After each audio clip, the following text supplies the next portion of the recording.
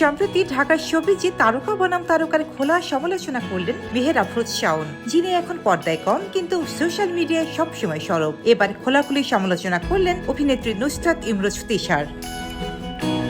10 August নিজের ফেসবুকে Shaon share করলেন তিশার একটি ভিডিও। সেখানে তিশা বলেছেন, মুজিব একটি জাতির রূপকার সিনেমায় শেখ ফজিলাতুন্নেসা চরিত্রে অভিনয়ের ভালো লাগার কথা।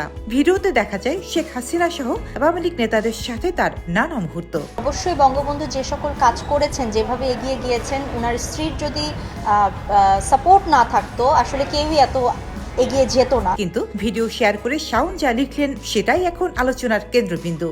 এই মেয়েটাকে ছোটবেলা থেকেই চিনি। আমার ছোট বোনের সাথে একই ব্যাচে গান শিখতো, আমাকেও আপনি ডাকতো, আমি তাকেও বোনের মতো দেখতাম।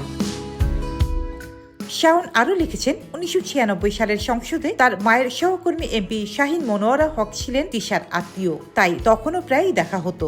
আবার একলা পাখি ধারাবাহিকে শাওনের পরিচালনায় তিশা অভিনয় করেছেন। এফডিসির সভায় তৎকালীন তথ্যমন্ত্রী হাসানুল হক ইনুকে তিশা ডাকতো ইনু মামা, আর মন্ত্রীও তাকে বেশ স্নেহ করতেন। এমন ব্যক্তিগত স্মৃতিও শেয়ার করলেন শাওন। তবে মূল ধাক্কা এলো শেষে। শাওন লিখলেন, ছবিটি আমি দেখিনি, দেখার ইচ্ছেও নেই। বাস্তব জীবনে মেয়েটার যে অভিনয় দেখলাম শখ মিটে গেছে।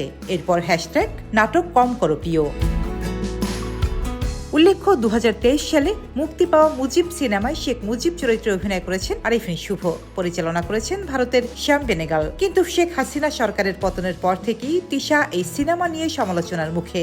এখন প্রশ্ন, এটা কি শাওনের ব্যক্তিগত ক্ষোভ নাকি শোবিজের ভেতরের রাজনীতির আড়ালে লুকোনো এক তারকা দ্বন্দ্ব? রোজিনা রোজি, দেশকাল নিউজ।